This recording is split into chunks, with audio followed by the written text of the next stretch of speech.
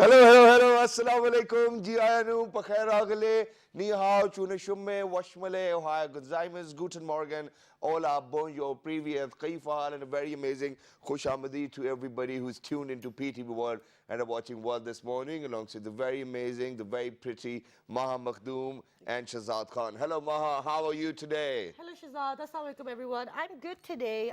There's a lot to, I feel a bit rushed today, actually. Even though I work early, I've been, sitting, but I feel overwhelmed today. I don't know why. Yeah, I think it happens because of the fact that we have quite a lot of things to share with all of our amazing viewers who are out there. We've got 2 segments in the show, and then we've got the top stories to cover too. So I think first things first. Yes, let's look at the top stories and what's happening around the world and within Pakistan, and then we will introduce to you our very important guest. Good morning.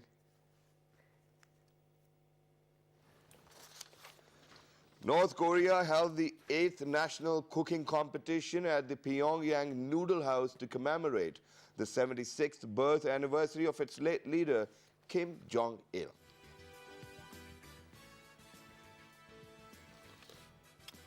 And 12 passengers on the First Airlines took off last Wednesday from central Tokyo on a virtual flight to Paris, complete with a 4-course dinner before immersing themselves in a 360-degree virtual reality tours of the City of Lights. I mean, what are they going to get out of it? I mean, I think it's just Maybe a virtual you can't afford experience. it. Maybe you can't afford to go to the actual place. So Well, I think it might be more expensive than going to Well, that's just the silly, exact really, place. isn't it? Yeah. But it's the advancement of technology. But, if there's like something missing which you cannot touch, which is not tangible, let's move on. Scientists have put a smiling face to one of the first human residents of Great Britain. At 10,000 years old, Cheddar Man is one of the oldest known Homo sapiens found in England, as well as being one of the most complete skeletons. Ancient DNA reveals that he had a striking combination of dark skin and pale eyes. Oh. So that was just for the pale eyes.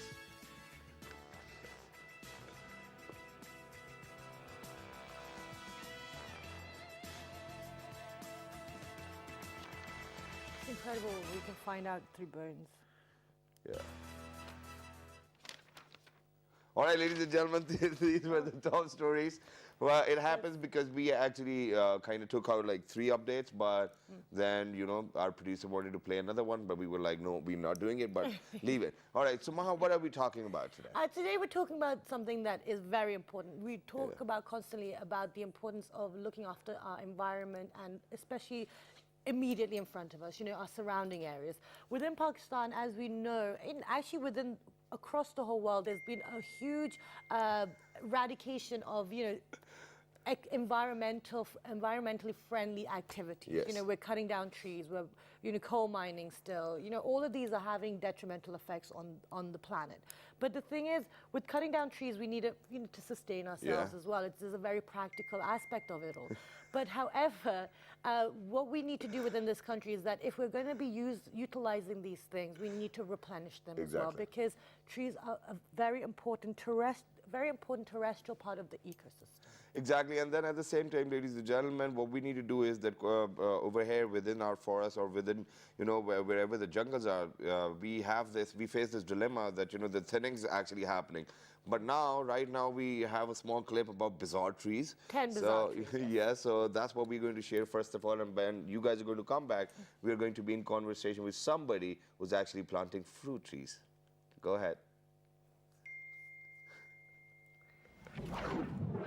This tree grows in wet areas of the world and is native to southeastern Australia, where its natural realm is not far from the southern pole. This means that this tree lives in particularly cold environments. The image shown shows one of these trees covered in vines. These trees thrive in wet environments and has been previously mentioned, and therefore many arboriculturists take these plants to the east coast of the United States and the United Kingdom.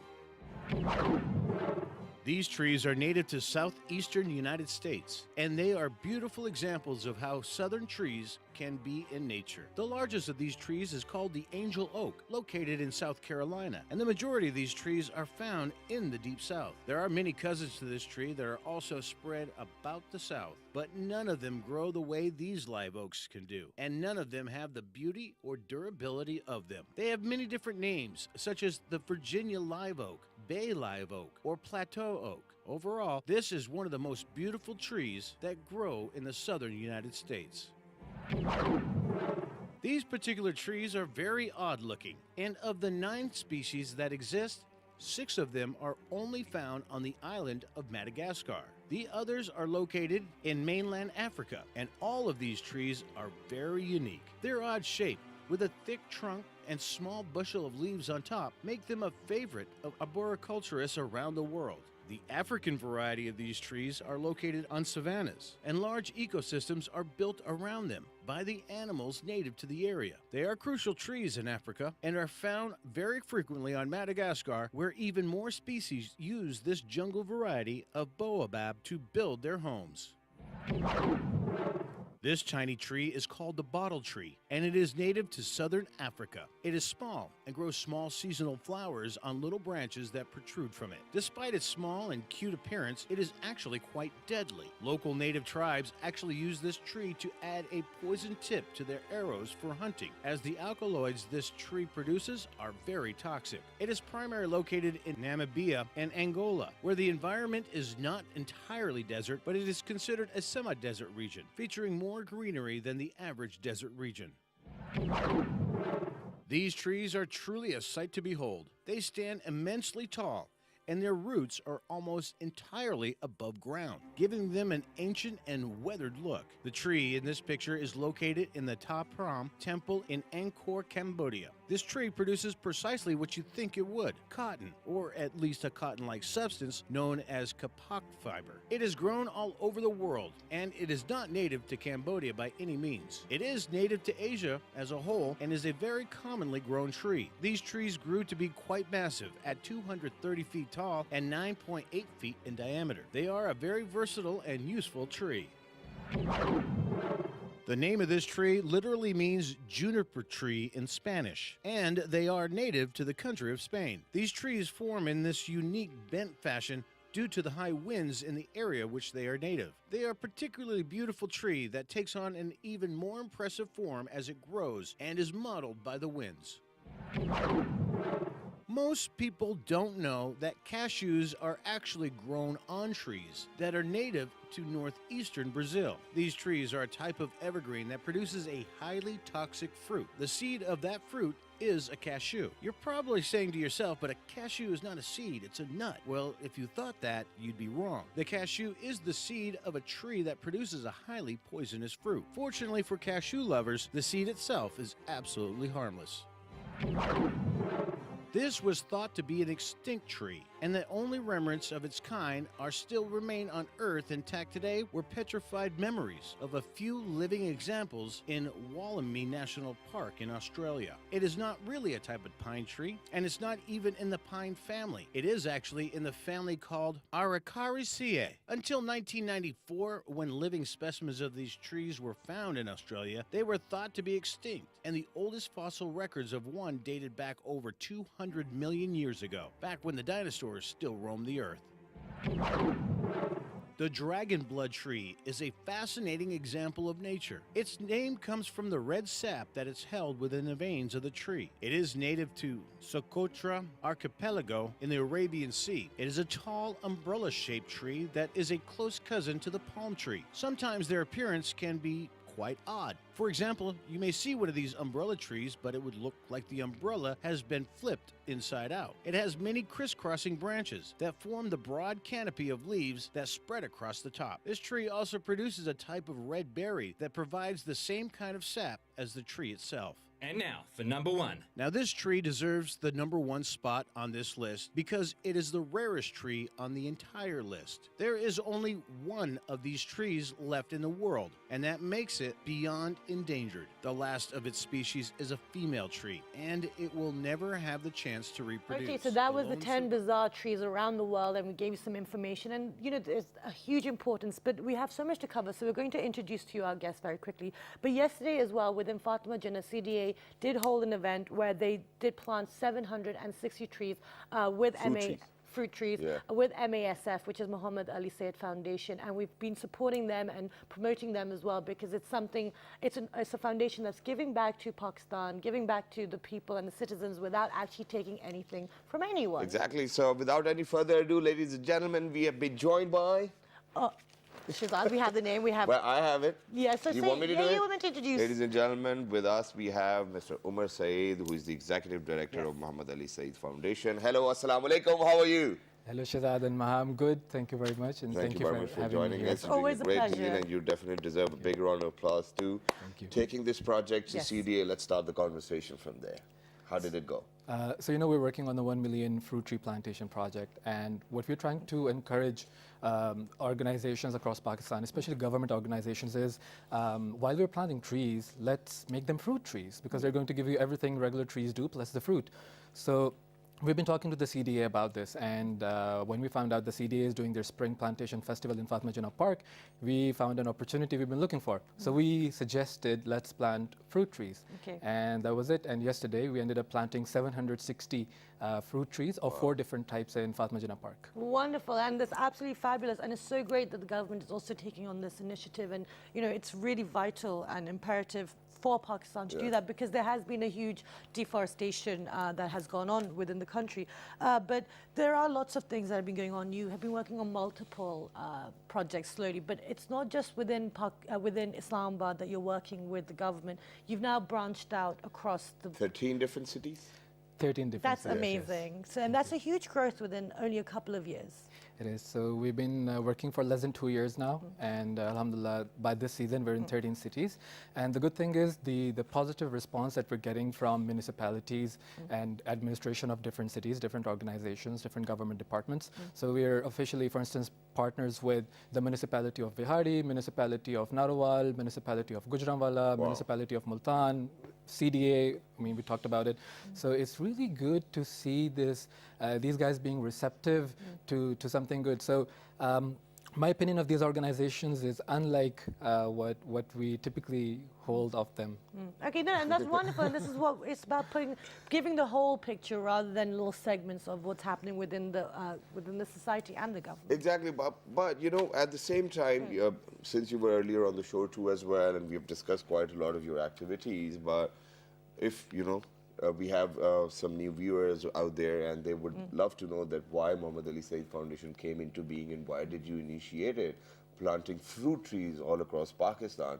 I think that would be a great thing to share with all our amazing viewers. You know, thank you for bringing this up, problem. Shazad. So my younger brother's name was Muhammad Ali Saeed. In 2014, he passed away. And for the first 1 year, you know, we were just really, I mean, we used to miss him and we used to be sad and depressed, especially on happy occasions because they weren't really happy for us. And then in his memory, on his first death anniversary, we established Muhammad Ali Saeed Foundation in his name with the idea of doing something good, something positive in his name, so we could make his name synonymous with happiness, with something positive. That's great. That's such a wonderful... And it makes me happy too. Yeah, it is. Just thinking of it, imagine that how many different types of people are going to bear the fruit of that tree too as well. They're going to eat it, they're going to cherish it, they're going to get the oxygen. So, you know, in our term, we call it Sadqa Jariyah too as well. I think that's a great initiative. Yeah, absolutely. And, you know, it's...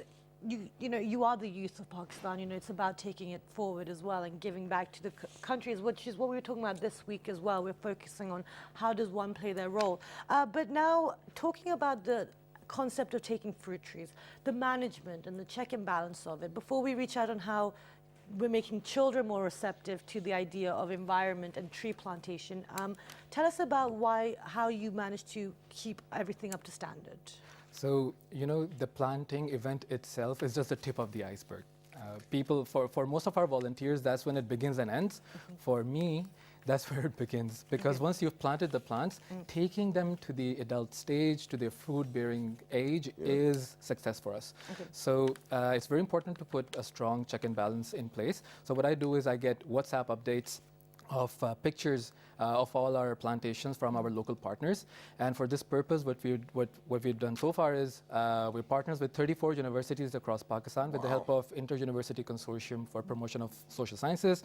So 34 universities, and what we're doing is we're establishing plantation clubs, and the kids absolutely love them. You know, they love being engaged with them, and what we try to do is we try to tell the kids that, you know, what's more important than planting itself is taking care of the plants, and the kids are doing a great job at taking care of those plants. Wonderful. Wow. No, but other than that, you know, let's move away from this recent event which happened in Fatma Jinnah Park. So it's been 2 years now. Do you recognize or do you remember how many trees you might have planted by far, including those 13 different cities and then universities and students and whatnot? I just wanted to know the number. So with our plantation yesterday, we have now reached 15,339 fruit trees. That's amazing. And when you were first on the show, we did a little check. How many had you done then? The first time I was here, I had done only 150. So that's amazing. Within 2 years, you know, you've managed to get over 15,000, and that's congratulations to you and everyone else who's been supporting And the you as well. foundation does not even get any funds from anywhere else, right? No, So you guys do it yourself. Yes, we don't take any donations, any public donations. All of the funding requirements for the organization are being met by myself, my parents, and only our very, very close friends. So if people we don't know approach us with their donations, or people through our Facebook page when they approach us, I just thank them and I tell them there are other more deserving organizations out there. So okay, that's wonderful. I mean, you're really, truly, just genuinely just giving back. But now I want to highlight, you mentioned that you guys have gone into partnership with universities and schools. Why do you think it's really, I mean, these days, you know, we got technology, we have phones, we have Game Boys, not Game Boys, games, I don't know, I'm past that stage. But, you know, there's lots of other distractions for the youth out there. By establishing these groups, how do you think we're going to make it a knock-on effect that, you know, everyone actually start realizing how important it is to take care of trees and the environment around us? I think the key over here is to convince the youth and tell them that they are the major stakeholders. But how do you do that? So basically, you know, I mean, international environmental organizations right now say Pakistan is going to be a barren country in the 2030s. Oh. And for us young people, that's the time we're looking forward to. I mean, that's the time when all of us want to be doing big things, we want to have families, we want to have regular lives. We don't want to be stuck in a place where there's no water. So there's that, and then, you know, all of the, so for instance, this winter season, Islamabad didn't get any rains, except some sporadic rains. And the problem with that is no rain over here, no snow in the north, and what we're going ahead towards for the summer is we're not going to have much water for drinking, for agriculture, for industry. You know, so it's important to make the youth realize that they are the major stakeholders in this. They are the ones who are going to be facing the problems if they don't do something about it. Okay, but but right now I think what we're going to do is that, you know, even though it's just been 2 years, but we're going to make you or get you a bit nostalgic too as well, because we're going to share pictures of you planting trees in different locations. So you're going to tell us which place it is, how did it go, what happened, or anything you can relate to that. Let's do it. Okay, and you have to look straight into the camera while you share that. Okay. Yeah, so where is it? Can we make out which one this is? This one is from yesterday. Okay, this one's from yesterday. Moving on. I mean, this is hard work, you know. You have dug it out first. So these are, right now we're just showing, I feel like, so this is just to catch up with what we did yesterday. So in the distance, you can see all the pits that we had the CDA make for us in Afghan Park. You can see pits as far as you can see. Yeah. My very dear friend planting. Okay, now that's a Malta plant he's doing. Okay, so now tell us, regarding the people who come and take part, I know you have a Facebook, you do have an online platform, but do you need to have lots of people that in order to do this plantation? Yes, you know, the more the merrier, because the fact that we're planting 750 trees, it takes a lot of time No, and I effort. really wanted to make it there yesterday. I was driving past and I was like, I wanted to do one for my mom, but I didn't get around And I to didn't realize, you know, because I was just passing by a friend park as well, and I was like, why is there traffic struck, and, you know, what's going on? So now finally I know I've got an answer to my question. But Yeah. other than that, now in near future or in days to come, because this is a never-ending process, you know, people are going to join you, and it's going to be a chain process too. What do you plan on doing in the next year, or probably this year only? Let's Exactly, just and stick to that. we'll also share with it how everyone can get involved as well with you guys. Absolutely. So, I mean, the 1 million fruit trees project is going on, and we're going to keep taking it further.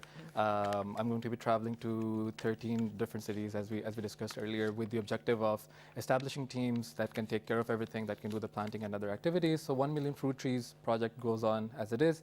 And then we discussed in the last program as well, we're going to be introducing interest-free microfinancing Yes. for poor people who want to have their own small businesses or who want to acquire training that they can monetize later. So that's something we're working on. In Ramadan, the Sahri and Iftar distribution project is going to continue as before. In the past two Ramadans, we've distributed over 150,000 meals, alhamdulillah, so we want to continue working on that. Medical camps, of course, we're doing those when we're not in the planting season, so they're going to continue as usual as well. Wonderful. And you know what we're going to start doing is, you know, we're trying to get a list of things that are happening within the cities as well. So whenever you're doing that, you know, any citizen that wants to come and take part and give back to the country, you can join Umar doing that. That's I mean, all of fantastic. these ideas are great, but I think interest-free microfinancing is going to be a great initiative, because there's so many deserving people out there, and you know, if they Absolutely. can do it too. Okay, no, absolutely. But I just, before we, you know, we just pick your brain about that one, I just want to ask you, like you mentioned in 2030, you know, and the summer that's coming, we're expecting, you know, the environmental factors to have changed significantly. What we've noticed is that, you know, every one of us is guilty, but until the problem doesn't come in front of our face, we don't tend to take too many preventative measures. To make kids realize the importance of the future and how it's going to affect them, like you said, they're the biggest people who have an investment in the future. How do you drive the point home? Because until the crisis hits you, you never tend to really wake up to it. I agree, you know. Like Cape Town, I mean, there's no water. You stole my words, you know. I was just going to talk about Cape Town right now. I was visiting a school last week, and they were kids from grade 7, 8, and 9, and I wanted to, you know, like we discussed, make them stakeholders in the project. And I said, how many of you use Facebook? And all the hands go up. And I say, have you seen videos from Cape Town? Do you think Cape Town is a cool place to visit? And they're like, yeah. And I said, if I tell you we're going to Cape Town for tourism, how about that? And they're like, we'd love to. And then I told them, do you know Cape Town has officially run out of water? There is no water. And once the taps run dry, which is going to be in a couple of weeks, the government is going to establish water collection points where all citizens have to go line up for hours and get 6 gallons of water for a day, and you have to meet all of your needs doing that. And then, you know, we don't necessarily have to look as far as Cape Town. We have Karachi in front of us. You know, Karachi is in Pakistan, it's the biggest city, and it has a huge water crisis. People don't get tap water for days. And, you know, if something like this can happen in Karachi. Because I still remember living in Karachi, and I've lived there for 5 years. Ladies and gentlemen, it's an everyday hassle, and you cannot miss work. You have to do whatever you are supposed to do. But other than that, you know, I'm sorry for saying that, but there's water mafia too as well. And people do not intentionally let the, you know, pipes run water too as well, because otherwise their tanker business is going to go down. Oh gosh, that's not good. So there's lots of hurdles to overcome, but you're doing a great job, and good luck, and you know, best of luck for the future projects as well. And anything that we can do, obviously, we're always here for you guys. And keep on doing that. That's Really. a great initiative, and we do need gentlemen like these and such organizations to step up. But right now, ladies and gentlemen, we have a very special song to share, but it has a message inside it too. Exactly. It's well, I don't know about the lyrics exactly, but the thing is, after the next segment, we're going to be discussing something that's very important that everyone suffers from. We all have panic. We all suffer from anxiety. You know, day-to-day life stresses. So we're going to be talking about how can we handle those, and we've got some wonderful guests to discuss that. Imagine just knowing that, you know, there's no water in the house, how much pressurized you might feel. Exactly. You'll be panicking. So maybe not at the disco, but let's take a look at the song, and then when you come back, we'll introduce to you our guests. Let's do it.